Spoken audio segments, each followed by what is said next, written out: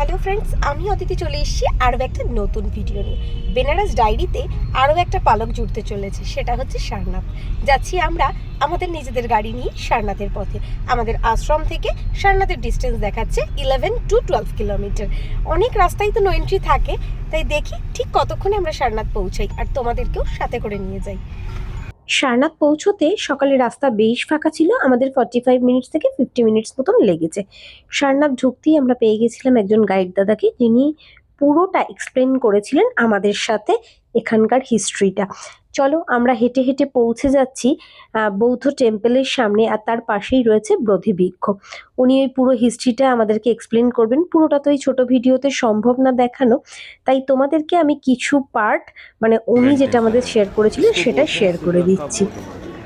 इसको श्रीलंका बौद्ध मंदिर इसलिए बोलते हैं, इस टेम्पल के जो ऑनर थे मॉन्क श्री अनाघायकर बालजू श्रीलंका के रहने वाले थे।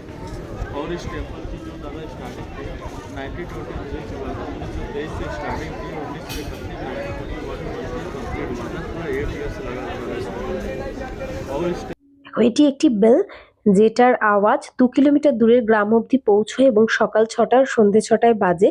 সকাল 6টায় বাজলে ওনারা কাজ শুরু করেন, সন্ধে 6টায় ওনাদের কাজ স্টপ হয়ে যায়। এই যে সেই বোধি বৃক্ষ যার কথা উনি আমাদের এক্সপ্লেন করলেন, এটি 3rd-তম বোধি বৃক্ষ। ফার্স্টটা বোধবিহারে, সেকেন্ড শ্রীলঙ্কা, আর দেন 3rd-টা এখানে। এই বোধি বৃক্ষের পাতা তোমরা বাড়ি এনে বাচ্চাদের বইয়ের টেবিলে রাখতে পারো। এরপর আমরা চলে এসেছি বৌদ্ধ টেম্পলে, যার দেওয়ালে রয়েছে সেকালের কর্মকার্যের সব নকশা। দেখো তারপরে বৌদ্ধ মূর্তির সামনে কি সান্ত্বনা, দূরে দেখা যাচ্ছে বৌদ্ধ স্তূপ। তারপর ওখান থেকে বেরিয়ে আমরা ওর গ্রাউন্ডের মধ্যেই ছিল একটা শাড়ির শপ। 2 কিলোমিটার দূরের ওই গ্রাম থেকে নিজেরা হাতে বুনন দিয়ে এই শাড়িগুলো এখানে এসে পৌঁছায়, যার কাজ অত্যন্ত সুন্দর। তবে প্রাইসটা আমার একটু বেশি লেগেছে বলে আমি ওখান থেকে আর কিছু কিনিনি, শুধু দেখেই বেরিয়ে এসেছিলাম। তারপর ওখান থেকে গেছিলাম কাছেই একটা জাপানিজ টেম্পল, এই দাদা আমাদের নিয়ে গিয়েছিলেন। পরিবেশটা এত অপূর্ব লেগেছে, ভীষণ স্নিগ্ধ, ভেতরে সুন্দর বাদ্যযন্ত্র বাজছিল, যেটা নিজেরাই ওনারা বাজাচ্ছিল, আর তার মিউজিক শুনতে অপূর্ব লাগছিল। ওখান থেকে ঘুরে আমরা সোজা বেরিয়ে চলে এসেছিলাম একটা ক্যাফেতে পিৎজা ট্রাই করব বলে। এখানের পিৎজা বেশ নামকরা আর বিখ্যাত। এই ভিডিও পুরো ডিটেলস ভিডিওটা আমি আগেই দিয়েছি, তোমরা চাইলে আমার চ্যানেলে গিয়ে দেখে আসতে পারো। এরপর ওখান থেকে ফিরে গাড়িটা পার্ক করে পায়ে হেঁটে পৌঁছে গেছিলাম দশামেধ ঘাটের এই মার্কেটে। কিছু লোকাল স্ট্রিট ফুড আরও ট্রাই করা বাকি ছিল, তার মধ্যে লিস্টে ছিল রাবড়ি আর লাসি। বেনারস আসবো আর লাসি রাবড়ি খাবো না, মালাই খাবো না, এগুলো তো হতেই পারে না। তাই এগুলো ট্রাই করে নিয়ে এরপর যাচ্ছি শাড়ির মার্কেটটায়। মানে বেনারসে শাড়ি নিয়ে বাড়ি যাব না, এটা হতে পারে না।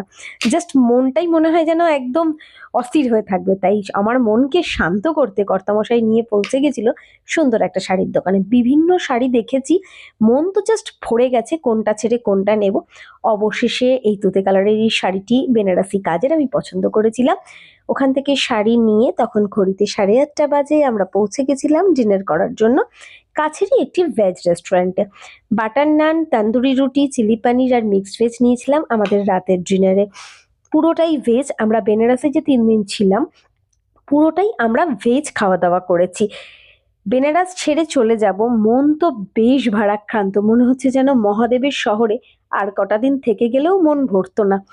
অপূর্ব সুন্দর, আরও ঘোরা বাকি থেকে গেল, আবারও হয়তো মহাদেব ডাকলে পৌঁছে যাব বেনারসে। তবে মন এটা ভেবে একটু শান্ত করেছি, কারণ নেক্সট ডে ভোরে আমরা বেরোবো অযোধ্যার উদ্দেশ্যে। মহাদেবের দর্শন সেরে এবার রামলালার দর্শন সারা বাকি। চলো টাটা, দেখা হচ্ছে তোমাদের সাথে পরবর্তী ভিডিওতে।